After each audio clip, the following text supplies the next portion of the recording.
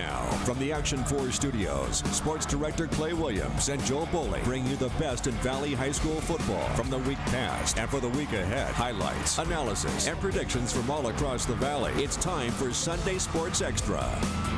Hello and welcome to Sunday Sports Extra. Another rainy week of high school football has come and gone. Week 4 is over. Week 5 is coming up ahead. We've got plenty of districts that will be going to district play. I'm Action 4 Sports Director Clay Williams. With me, as always, Action 4 Sports Reporter Joe Bowling. And this week's guest from the Mid-Valley Town Crier, it's Mike Gonzalez. Mike, thanks for joining us. Thanks for having me, Clay. All right, let's go ahead and get down to it and talk about one of the biggest games of the weekend. That would have been at Harlingen's Bogus Stadium on Friday. Weslaco and Harlingen both went into this game coming off of losses. Weslaco to Corpus Christi King, Harlingen, of course, to McAllen. And in this one, it goes down late. Pardon the time code, folks. We got coaches tape here. But down in the fourth quarter, ouch, Desi Rodriguez goes into the end zone, gives Weslaco a lead. They go for the 2-point conversion. They get it, and Weslaco is up 6 in the fourth. But a bad snap on the punt goes over the punter's head. Harlingen gets it way down on the 15, and then it's just a matter of time before Renee Medina takes it into the end zone for Harlingen's go-ahead touchdown. After that, the Harlingen defense did it all on fourth down.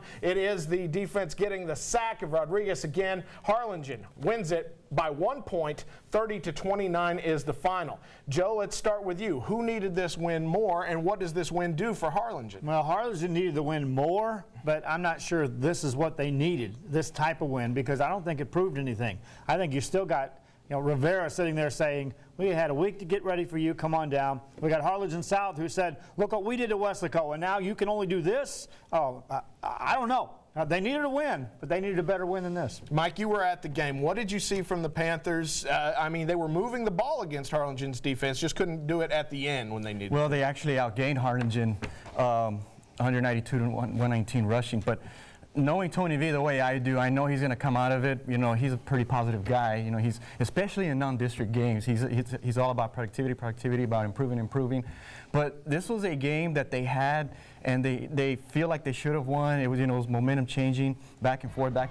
And in the end, they were able to find a way to come back and take the lead in the end. But when you're a playoff team and you want to compete for a district championship, you cannot have things like the punt or the ball snapping over the punter's head, or miscues here and there, or even on a kickoff when after they scored a touchdown, they were going to take some momentum at halftime and then they gave up a touchdown. It was just an unfortunate bounce on their side, but it's like Tony V said after the game, just critical mistakes. But that's kind of been their story throughout the season. It's just when they make the mistakes. I mean, nobody plays a perfect game, but it's when you make the mistakes is what wins and loses a lot of these ball games. And I think this last Friday's game against Harlingen was a prime example of that.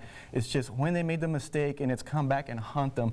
And special teams has been very, very critical on them, and they need to correct that if they intend to make the playoffs and contend for a district championship. Right now, I don't think they're ready to contend for a district championship.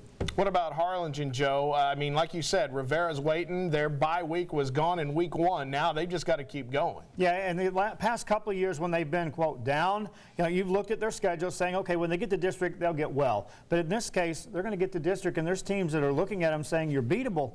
Again, we're talking about a team with their third, fourth, fifth string quarterback. So how can you really assess where they need to shore things up on? But defensively, no quarterback involved there. If they give up 192 yards rushing, then that is not a Manny Gomez-style defense that you're accustomed to when you get ready to go down to a team that has a defense. Tom Chavez is going to be chomping at the bit for this one, folks. All right. Meanwhile, across town, Weslaco East still undefeated, but just barely after Thursday night. It came down to the wire against La Jolla, who came back and actually, look at Joel Casas. That was his second touchdown catch of the night. La Jolla's got a passing game, folks. They were getting it done, but the missed extra point ended up being the difference in this game as Darren Rivas brought the team all the way down. Lupe Marone finishes it off, and then the extra point is done, and Weslaco East comes away 4-0. Maybe the bigger story, hey, how about that passing game for Weslaco East? Yeah, they're completing passes. Yeah, sure, that one was out of bounds. Coach Burgett talked to me this week about what they can do and when they'll do it through the air.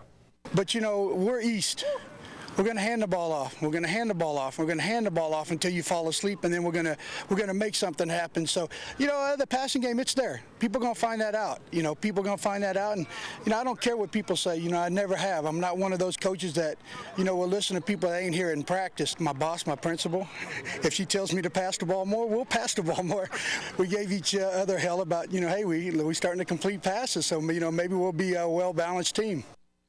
They could be well balanced by the time it gets down to it. You can tell Darren Rivas is a senior from the way he's leading this Weslaco East team, and now they're 4-0 going into district play. They look good, don't they, Mike? Well, as long as they can run the ball, and as long as they execute running the ball, and score points, there's no excuse to throw. You don't need to throw the ball. Just run the ball. They have all those athletes, and they're fast and they're quick, and that's something Coach Burgett had told me from the get-go, is that, why even throw the ball? There's no need to throw the ball, and I think the record speaks for itself. And for them to come out on the road and get that last non-district win, I think it's a good momentum going into district. It makes sense. Like you said, Darren Rivas can run the ball. Alexis Cervantes can run the ball. Lupe Marone can definitely run the ball. Take a look at what 31-6A looks like right now. Weslaco East, 2 games ahead of everybody else, with PSJ, Memorial, Edinburgh North, and Economides all sitting there at 2-2. PSJ, North, Edinburgh, and Weslaco all at 1-3. When you look at this, Joe, what do you see as we get ready for the first week of district play in 31-6A? I see a missed opportunity. In non-district games, that's when you do pass the ball. You're going to get into playoff games. You're going to have to throw the football. Why do you put your kids in a position of saying, okay, now we're going to throw the ball against quality, big-time athletes, when you had the opportunity here in these games? Throw the football.